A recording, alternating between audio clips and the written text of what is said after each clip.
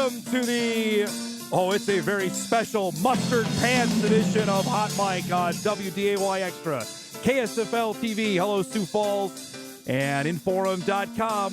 21st day of June, 2024. We're wasting no time. We got a heavy hitter right off the top of our show this morning. I was joking off air. It's become a yearly tradition for our next guest to come by. One and only NDSU future Hall of Famer, Easton Stick. What's up, my man? How's it going? Yeah, doing really good. It's good to be here. Yeah, we did this last year. You're back after another successful QB camp that you had on Wednesday. I know you were here last year. We were talking about like this. You wanted to become an annual event, and it has become that itself, right? Yeah, that's the goal. That's the hope. And we had a few more kids than we did a year ago, so growing it a little bit. But just really thankful. We had a great group of coaches, about 12 coaches, kind of from all over the place that came in and volunteered time. Trey Lance made it in and got to spend some time with the kids. Chase Morlock, James Hendricks, a bunch of former teammates stopped by and kind of share their wisdom, their experiences. And so it's a really cool day. It's awesome to see you. This is the one basically break you have in the NFL calendar, right? When did OTAs wrap up for you guys? Yeah, we finished last Thursday. Okay, so we're just a couple days ago. Yeah, we're a week out. Yeah, finished Thursday, hung out for the weekend, and then headed up this way. So, how much is your off season blocked out? Like, I'm going here. You mentioned you got a wedding. James Hendricks actually getting married today. Like, I'm sure you're going to stop home. How much do you actually have to yourself that's not blocked out? Like, I got to see family, friends, that kind of stuff. A lot of it's blocked out, Dom. You could look at my phone calendar. It's on there. We're busy. It's a sprint for 4 weeks. So, and we're going back. Coach Harbaugh's bringing in the quarterbacks a few days early for training camp. And so, we're back there, July 18th. Wow. So it's a quick turnaround. But it's fun. I want to get to a bunch of NFL stuff here in a bit because it never ends. I always say it on this show. Literally, we could be in the midst of college basketball season. The NFL has a way of just snatching the headlines and anything because it literally is. It's the most popular thing going right now. Yeah. It's not even close. Yeah, they've done a really good job, managing that calendar and making adjustments. So, like you said, really, these few weeks are the only time of the year where there's nothing truly going on. So I want to go back to your camp. Tell me, expectation-wise, I know you just want to have develop guys and have them have fun. But is there any expectation to say, okay, we'd love to see if such and such, we get scholarship guys that end up going on and playing college football out of that? Yeah, I think we'd love that. And kind of working with coaches in the area to try to identify some guys that maybe they're interested or have interest that could be college players, and even guys that's just where they aspire to be, and maybe they're not there yet. They're a year away from growing or whatever it is. It happens kind of for everybody at different times. But for me, it was really neat. You've got Cam Miller, Cole Payton, all those guys. Trey Feeney came down. Guys that are playing college football that have played a ton of snaps. And then you've got guys that are 10th, 11th grade that are trying to be their varsity quarterback, and one day want to be those guys. And so for them to kind of share their experiences, share a field, this is what it looks like at a high level. I think that's the neat part for me is you've got a range there, but they're all going to be successful doing what they're doing. So. Not necessarily wide-eyed, but now it feels different for you because you started in the NFL this past year. You started games. It feels different, not necessarily you had more clout, but you had a little bit more like, okay, now I've done it. Did that feel different for you this year? A little bit. When I talk about like my experiences and those types of things, and it's real experience now. I was a part of it and around it, and I saw it. But when you go out there, it's like, man, it happens that fast. Like the details are that small. And I've always said it, and because I've been around it, but now going through it and experiencing it, and shoot, it was up and down. And so taking those experiences and growing from it, I think it's helped my perspective a little bit. Did you have anything remotely like this in Omaha growing up? Or did you have to go far away to go to a quarterback camp? Did you do anything like that? Yeah, we didn't have any. I never did anything like this. Obviously, the Elite 11 had started going on a little bit, but it wasn't anywhere near where I was growing up, and so we didn't do that. It was going to NDSU's camp. It was going to the schools, Nebraska, Iowa. That's what we did. And so And like I told those guys, those things are still really, really important. Yep. You got to be at the school in front of the coach. You got to go where the coaches are, right? Yeah. Exactly. And so we talked a lot about that and kind of what the recruiting process looks like, how they can help themselves. But no, where you truly bring in a bunch of guys at the same position. Yeah. We had 50 guys, and they're all, everybody wants to be the guys. They're all looking around like, is it me? Is it you? Like, who's the guy? Well, we talked about that for people who don't know this. You went before your senior year to the Manning camp, Yeah. which I remember visiting with you when you got back about how wide-eyed that was. Like, okay, Peyton and Eli are there. The best quarterbacks in the country were assembled. You were part of that, and that was the genesis of what you wanted to do here. Truly. Like, we went down there, and, they've got hundreds and hundreds. Right. Their camp is unbelievable. Receivers, all kinds of stuff. They got seminars all week. It's really neat. But, yeah, they bring in the college quarterbacks to run the drills and coach, but also we're on the field, Peyton and Eli, their coaches are putting us through drills. And so for me, like I said, I didn't have these camps in high school or anything. And so it was the first time outside of Carson, that I was around somebody that, that played the position at a really high level. And so I walked away from it being like, man, I think I can do this. Yeah. It was a confidence booster for me. I want to say Carson, before his senior year, went to the Elite 11 out in Oregon, if I remember right? If I remember correct. Yeah, he did. He did the opening. Yeah, that's right. Yeah. Because Trent Dilfer, I think, was running it back then, if I remember so right. similar concept. And that was a huge deal. I remember huge. when his dad told me he was getting, I'm like, holy cow. Yeah. So somebody's thinking well of Carson here after his 2014 season. Yeah, that was huge. Yeah. And he brought back a bunch of cool Yeah. stuff and the experience and some new drills that we were doing in the summer. So yeah, those experiences are neat. It's great to have you here because of numerous reasons. Also, NDSU's individual camp is going. Yeah. What do you remember about that, about coming up here for that? Yeah, first of all, it's an unbelievable camp. They organize 800 some kids. It's crazy. for for 3 days. And work them hard. They get a ton of reps, a ton of experience. And yeah, I remember coming up and yeah, you walk in the stretch line and you're like, holy smokes, like how is this going to work? You got guys everywhere. But yeah, it was Coach Vegan running the quarterback drills and, a few other guys that, kind of pulled aside and they, go through the morning drills and then they brought us down to the Fargo Dome. Okay. A lot of guys were eating lunch and they said, hey, here's the group of guys that we want to see just a little bit extra. And I remember trying to impress those guys and you're throwing, deep outs and they want to see like the higher level throws and those types of things. And so, yeah, Coach Bull, brought me up to the office and offered me a scholarship with, it was me and my dad. Okay, so I didn't remember. I was going to ask you that part. So you got offered here after that, during right that. at camp. No kidding. So brought us up for lunch and it was just me and my dad sitting in his office and walking us all through it, what it looks like, what it means to commit, and all those different things. And so, it was a neat experience. And Craig was still a pretty recognizable name in your hometown, right? I mean, I'm sure your dad certainly knew who he was too. Yeah, definitely. Yeah. And even talking to like my coaches and just different people that were plugged into football, like, hey, we're going up to Fargo. Coach Bull's the head coach. They're like, oh yeah, like we know what's going on. So that was the summer of 13. Yeah. Okay. Yep. So the Bison had just won. They'd won their second They straight. just won the second one. Okay. Yep. Man, And, yeah, that's beat just- Towson by the time I signed. So, had you been offered by any other school prior to that one? Yeah, they weren't my first. Okay. I remember I got one from I think USD actually was my first offer in the spring, and they did it without having me come to camp No or kidding. anything. So that was kind of a neat deal. Sight unseen, they had done it. Yeah. Okay. Yeah. Coach had come to the school and stopped by. So that was, I think, the first one. I don't know how it all kind of went from there, but pretty much it was you needed to go to camp and they needed to see you. That was certainly, their belief here is we want to see you throw in person before we do anything. Did things blow up after the Bison offer? Did more start coming? Yeah, I think so. It was right around this time, Yeah. In the summer, and obviously we could talk about it, but it's way sped up now. Yeah, go for it. We were just talking about it off air on this now. The process was a little bit slower then.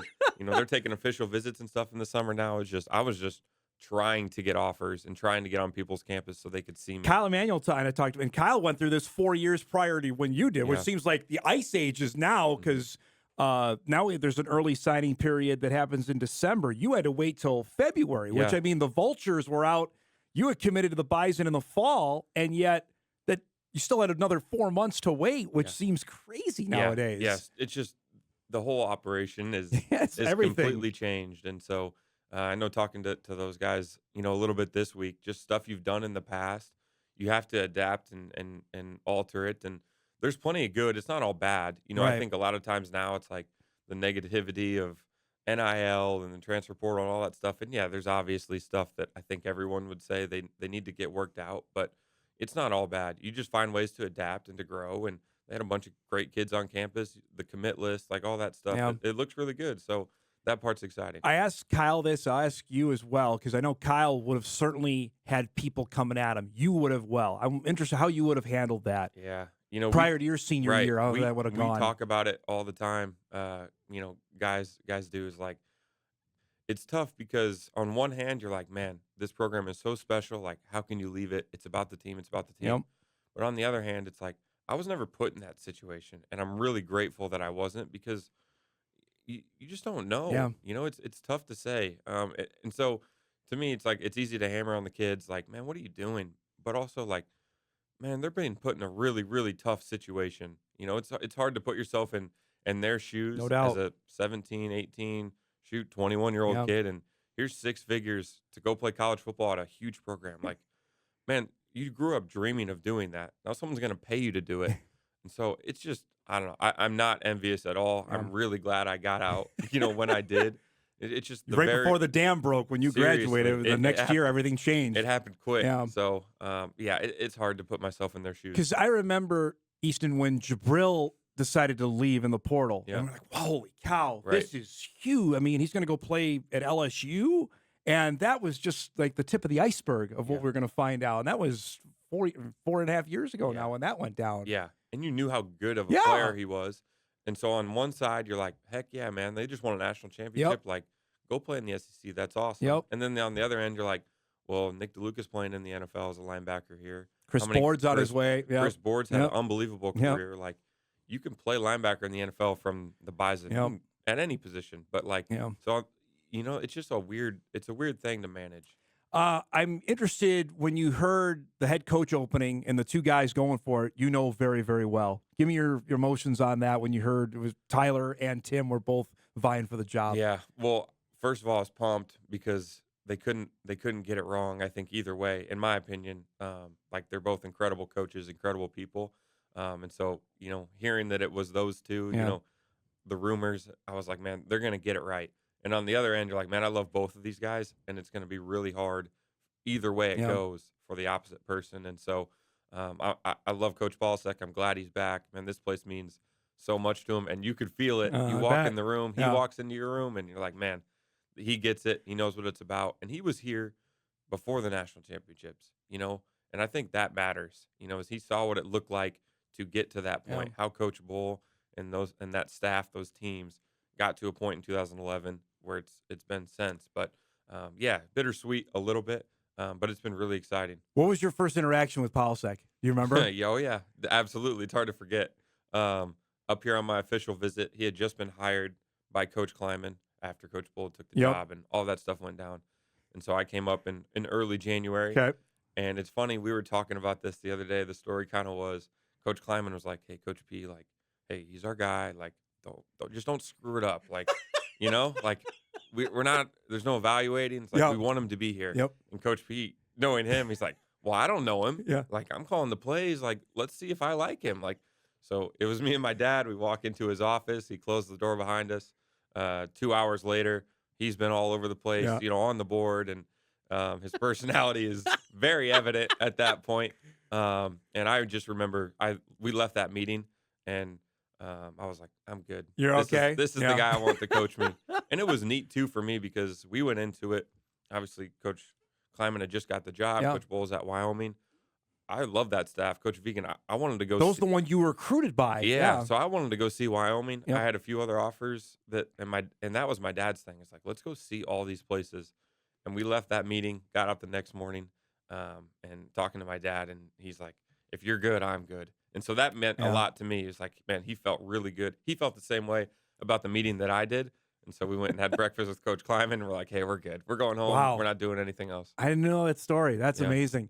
I am interested. Let me get one more question here before we get the break on your first start, the week your first start, what was that like with Polasek and you guys, and just working that? We know when Carson was out and you were going to start. Give me what you remember about that week leading up to Indiana Yeah, State. I just remember how good he was to me, and I think a lot of times when you're not the guy playing or whatever the situation is, like you can you lose the swagger, the confidence a little bit, and so I think really that whole week it was him like pumping me up, Mm. like this is why you're here. We brought you here to play. You weren't here to be a backup. All this stuff, Carson Wentz, it doesn't matter. Just go play, and made me feel really good and confident, and yeah, let me run around and get comfortable. We told Cam Miller asked me the other day, like the welcome to college football moment. And for me, it was that week. We go out and they all wear the quarterback wristbands with the plays, right? And so it is my first start, all this stuff. Family's there. I'm so excited, nervous as heck, but excited. We go out there, we huddle on the sideline after the opening kickoff. Coach, hey, play 54 on the wristband, call it and get out there. And I go to look at my wrist and I don't have my dang wristband. Left it in the locker room. And so now I'm like, imagine how flustered I am. Like, holy cow, I can't even get this right. I can't even call the first play. So I had to steal Cole's. That's funny. I never knew that. Yeah, we had to run back into the wow. locker room and grab it. But I was like, oh my gosh, this is going to be a disaster. Did you guys score that drive? You scored a rushing touchdown. Was that first drive or was it like the second drive of the game? I can't remember because you scored. It was early. Yeah. Yeah, I'm not sure. It was, That's I think. a great story. Yeah. Oh, wow. Yeah, so I was That's like, oh, fantastic. gosh. Let's break. We come back. We'll talk to Easton about his new head coach and Jim Harbaugh and getting his first starts in the NFL this past season. Much more with the future Bison Hall of Famer, Easton Stick, as we start our hot mic on this Friday. We're back right after this. All the way to the top, unjustifiably in a position I'd rather not be in. Oh yeah, the cream always rises to the top. Bison madness, oh yeah. Did you see that? Someone showed me that the other day. Yeah, you're not on social media, I'm not. so Someone showed it to me. They're like, is this Coach Polasek? He tweeted it out, so yeah, the intensity is there. Back with Easton Stick in studio. I don't know. We have a tradition. I wear these horrendous. My wife hates these pants. They're mustard pants, but they're the Charger colors. I love it. Right? Yeah, you got the full deal. Yes. I did that. Yes, I love it. Although the powder blues are my favorite. That The is best. not even close. The best. They're the But best uniforms in sports. Yes, for sure. But I think even the old ones, like when I was growing up with LT, Yeah. with Phillip, like the Navy helmet Yes. with the bolt. And you guys wear those occasionally, right? They're similar. They're Yeah. not exactly that, but yeah, they're one of the alternates. So our poll question yesterday, we were talking about recruiting, and I asked fans, like, how interested are you? Like, I'm in it because I have to cover it. Mm-hmm. When you were playing, were you following who the Bison were looking at or recruiting? Was that a thing for you guys? I think probably more so early on because you had just been recruited, Yeah. and so you were kind of in that. And I'm assuming you're looking at other quarterbacks. No like, doubt. okay, who are they looking at here? For Like when sure. Cole got recruited out of Missouri, I'm sure. Yeah, absolutely. Yeah. James the year after. Yep. So yes, but by the time you're 2-3 years in the program, you're like, man, it don't matter. Because I know you've told the story 100 times about when Trey Lance was getting recruited. Like, Yep. okay, that's a different specimen that they're looking at Yeah, right now. definitely. And yeah, wasn't looking at the rankings or any of that Yeah. stuff. It was seeing him on campus as a 17-year-old and being like, okay, that's pretty good. How did this all come about to get Trey to come back? Yeah, just we're still friends, stay in contact, and we're busy obviously during the season, so it's tough. But yeah, just reached out and said, hey, man, I'd love to have you be a part of this. This is what we're trying to do, and with him having Bryce here and family in the area, I think it gave him a good excuse to get up here. So it was awesome. It's such a unique spot he's been in, Easton, to have the career he's had, the high-profile draft pick, to play and then get hurt, to play and then get hurt, and then get traded. It's just, and now he's in Dallas of all places, which is like the microscope of the NFL. It's been an odd spot through his first 3 years in the NFL. Yeah, it's tough. Injuries are tough, Yep. man. Like it just makes it so hard, and there's so much circumstance and other things that go into it. And then obviously our game is so awesome because of the media coverage and the fan engagement and all that stuff. But it's a double-edged sword, No doubt. and we've seen that with a lot of guys. And so the thing is, like, he's 24 years Yeah. old, like, and he's still the talented guy that won the Walter Payton. That was the third pick in the draft. He's still that player. He just hasn't had an opportunity to go out That's there. what I keep saying. You have to play. Right. You Like, got to get out there. And I learned it from my experience this year. It's like you can practice and practice, scout team, all that stuff. It's just not the same. You have to be out there and play. 2 quick NFL questions before I want to get to your past year. 18 games is on the table. How do you feel about that? Adding another regular season game. It's so long already, and we were just talking, with the amount of injuries at Right. my position that there have been the last couple of years, and at any position, man, it is so hard to see. If people saw what guys did day to day at the end of the year just to get themselves on Sunday, man, it doesn't make a lot of sense to me. I'm not going to have a huge opinion in it, obviously, but yeah, it's too much.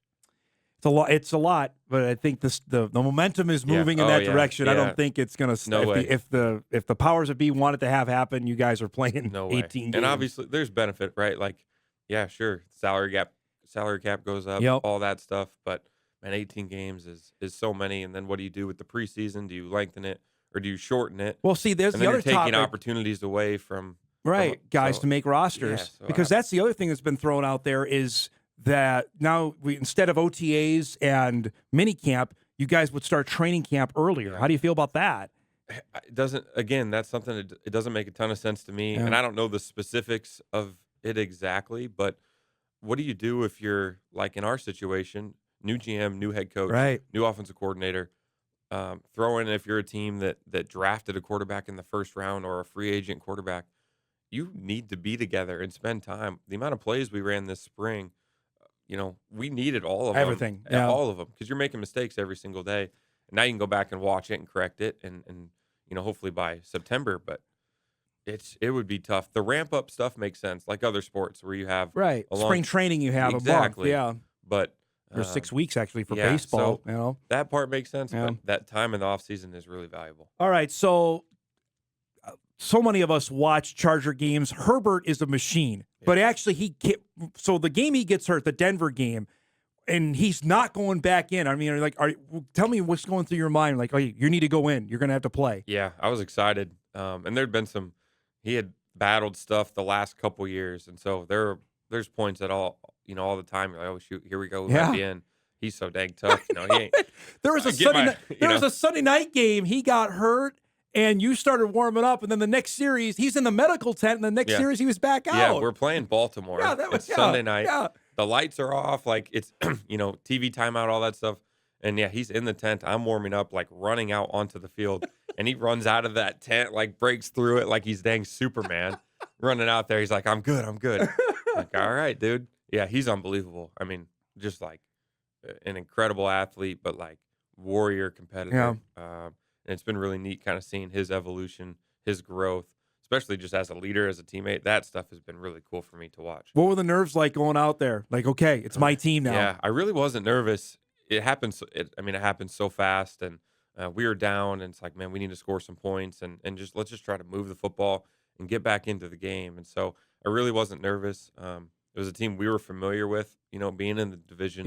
We play them twice a year. And so I think the familiarity, I was so comfortable with the plan that probably eased some of the nerves. As I knew what I was going to go out and look at. And then right away, it was like a 2-minute drill, essentially right away.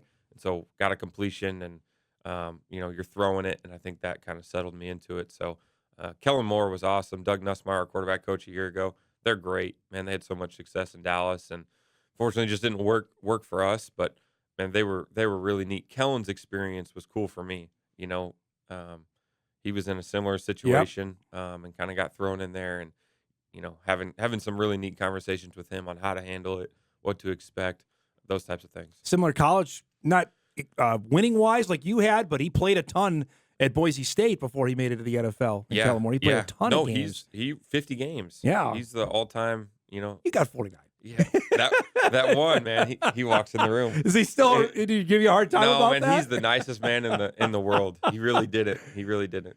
The first start. I know you don't want to remember anything about that game, but what do you take away from it now? And now it's 6-7 months later after that game in Vegas. Yeah. That was a tough night. Talk about welcome to the NFL moment, right? Just a total nightmare for so many reasons. But I think I left the game with as terrible as it was, being like, oh yeah, like I can do this. We can do this.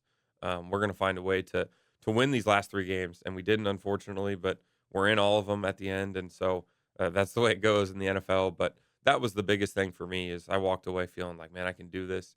And then it'll always be special just with Right. my family was Yeah. there, people from back home that flew to Vegas. That's people from fantastic. friends from California that hopped on a plane, my brother from California to get to Vegas. So, yeah, that stuff was special. I watched the game against the Bills. It was the Peacock. I was making everybody make sure they signed up for Peacock here, but rushing touchdown there. What was that? Then did it feel different to have, okay, I got a start in under my legs? Did you feel not necessarily more confident, but like, okay, I know what to expect, quote unquote? Yeah, a little bit. It was nice to have a week of practice. Right, because you played on a Thursday night for your first start. So no practice. There's no practice on Thursday night games. You have some walkthroughs, and then you hop on a plane and play. So it was nice to go through a normal week, and we could rep plays and like make adjustments and like, hey, I'm really not comfortable with this, or can we do this? And so that was nice. And then we were in it in that game and against Buffalo, and just at the end couldn't get it done. You've got to roll here. I have like 8 more questions, but I just want to add, when Jim Harbaugh gets hired, what goes through your mind? I was really excited. Yeah. We were talking like once he got the job, I knew I was going to be a free agent, but once he got the job, talking to my agent and stuff, I was like, man, if they want me back, I want to be there. He's someone I want to play for. And I think a lot of guys feel that way, and you can tell, Khalil Mack's out there in OTAs every single day, rushing the passer hard, taking every rep. Like, guys are bought into him. He just walks into the room with so much, credibility. He's got skins on the wall as a player and as a coach. He's won everywhere at every level. And obviously coming off an undefeated national championship season, he's got street cred. What has he told you about your game? Has he talked to you much about you as a quarterback? Yeah, a little bit. Yeah. It's been really neat. Kind of initially going in there and you're just trying to learn the offense and it's complex and all that stuff and just trying to stay afloat. And then you get into, week 2, 3 of OTAs and he kind of has a feel for you as a player and like little tidbits of how we can improve and really how he wants you to practice as the backup quarterback. The expectations are so high, but he's also really detailed and has a level of understanding that it's hard. And it's like, hey, I'm going to try to be as clear of a communicator to you as I can. It's like, this is what I want it to look like at practice. And that's been neat. I've never really had that before of like, this is what it looks like period to period. Like in these drills, be more aggressive, take more chances. In these drills, I don't want you to take any chances. And so just like that level of detail has been really cool. Last question, just the level of excitement you have for this season for you personally. I've played now. I'm going to go back to the Chargers. Obviously, preseason will probably be big again for you. The opportunity to say, okay, if I maybe impress him, other teams may be interested in 2025. Is that kind of the goal, or what's your mindset for this upcoming year? A little bit. There's, on a personal level, it's like, I guess I'm really excited to go build on what I did a year ago. It had been so long since you played, right? And so there was some rust and some of those things, and I think did some really good things. And so to build on that is what I'm excited for. And I walked away knowing like, hey, I have to get better at these things if I'm going to be successful. And so having a whole off season to work on it, and now learning a new system and all that stuff and try to integrate it. I'm really excited.